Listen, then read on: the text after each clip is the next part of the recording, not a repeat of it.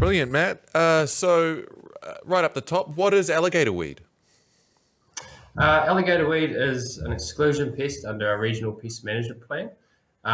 It's a perennial herb, so it's present in all seasons.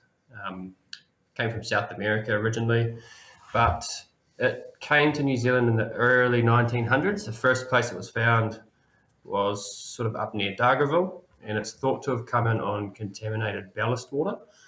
Um, Spreads really quickly and easily from stem fragments.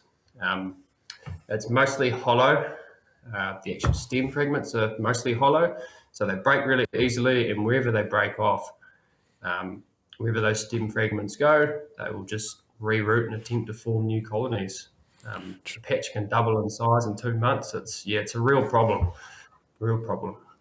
Sounds like it. So I guess it got into Lake Whatuuma just by people not checking, cleaning and drying?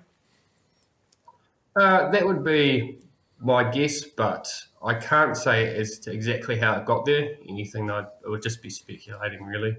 Um, yeah, it's pretty common through the Waikato, through Northland. There's a chance that it got down there from one of those places, but the fact of the matter is, it's now in Lake Whatuuma, and we're faced with a real task in suppressing it, and hopefully, in time, removing it entirely. Great. So how can hunters help stop the spread of alligator weed this opening weekend?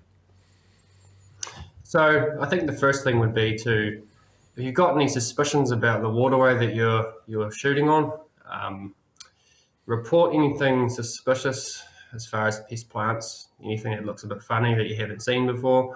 Just look after your waterway. You report it to us, we'll happily go out and look. It's what we're for. And then the other thing would be to check, clean and dry your gear. If you've been in a waterway that you're not 100% sure of, or you think, actually, I don't really want this stuff spreading around, check your gear, pick over your decoy strings, your waders, whatever equipment that you might use in the mai or if jump shooting. Just have a look over it. If there's any fragments or anything that you've picked up on your travels, leave them at the lake edge or the site that you're shooting at. Don't bring it home and wash it down the drain. Just pick over all your stuff and leave as much as you can behind. And then the next bit would be cleaning your gear once you're done. Scrub all your equipment.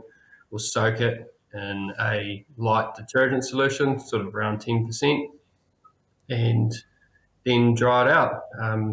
Dry your gear out until it's dry to the touch, and then leave it for a further 48 hours. That would be the best way to do it. Or alternatively, if you have enough equipment that you can rotate other gear out and in replacement, if you're shooting multiple waterways, that's also perfectly fine. So those are the measures that duck shooters can take. Awesome. Thank you very much for taking the time out of your day to talk to me, Matt. No worries. All good. Thank you for having me.